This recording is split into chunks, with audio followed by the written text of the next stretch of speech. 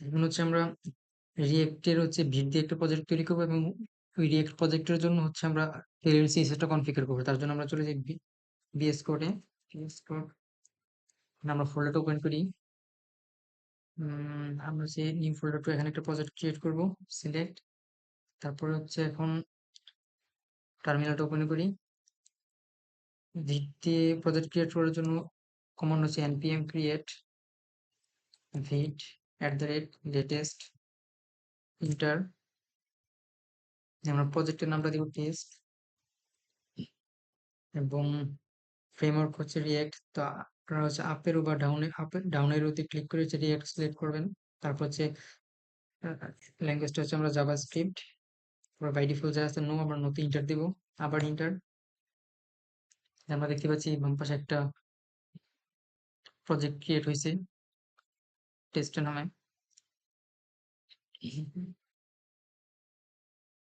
তো এখন কমপ্লিট হয়েছে। আমরা যদি এখন এই লিঙ্কে কন্ট্রোল প্রেস ক্লিক করি তাহলে এই ছিল আমাদের রিয়েক্টের প্রজেক্ট।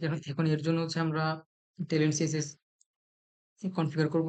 বাই ডিফল্ট যে হচ্ছে রিয়েক্টের যে সিএসএস গুলো আছে এগুলো আমরা ডিলিট করে দিব। যেমন সোর্সে যাই, app.css, এগুলো হচ্ছে কন্ট্রোল এ দিয়ে সবকিছু ডিলিট করে দিব। সেভ, দেন ইন্ডেক্সের এর সিএসএস গুলো ডিলিট করে দিব।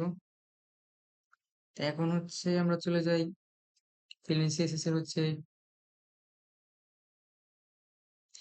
তো এখানে হচ্ছে টেলেন্ট সিএসএস ভিট দিয়ে হচ্ছে ভিট দিয়ে রিয়েক্ট কনফিগার টেলেন্ট কনফিগার করার জন্য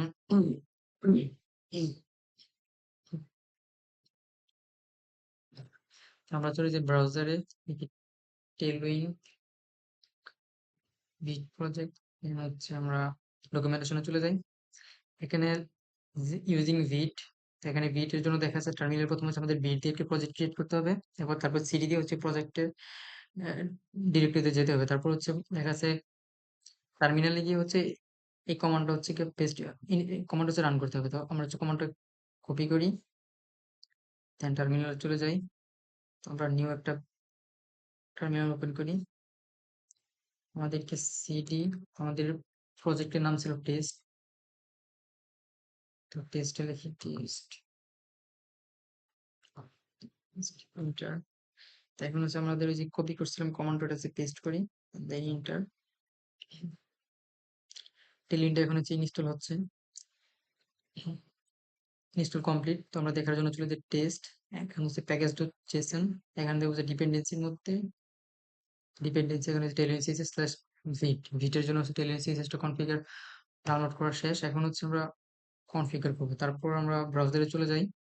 এখানে লেখা আছে vit.config.ts, আমাদের হচ্ছে js। এখন ওখানে গিয়ে হচ্ছে দুইটা লাইন যে মার্ক করেছে, দুইটা লাইন হচ্ছে আমরা কপি করব, কপি করে পেস্ট করব। এটা কপি। এখন আমরা চলে যাব vit.config.js, এখানে গিয়ে এটা পেস্ট করব।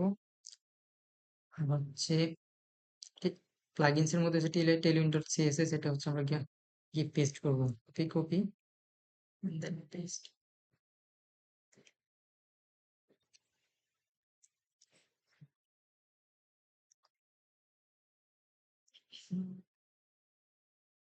তারপর বলতেছে যে সিএসএস, যেখানে হচ্ছে আমাদের import tailwind css, add an import to your css file that imports tailwind css। তো এটা হচ্ছে আমাদের কাছে ভিট প্রজেক্টের হচ্ছে index.css এ হচ্ছে এই কমান্ডটা কপি পেস্ট করতে হবে। কপি এন্ড দেন হচ্ছে index.css, এখানে গিয়ে হচ্ছে আমরা এটা পেস্ট করব।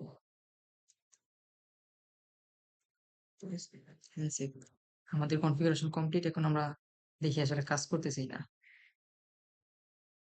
তো app.js এর ওপেন করলাম। এখন বাই ডিফল্ট যে ডিপগুলো আছে সবগুলো আমরা ডিলিট করি, আমরা নিজেদের মতো করে লিখবো। এটা ওয়ান টেকনিক, এখানে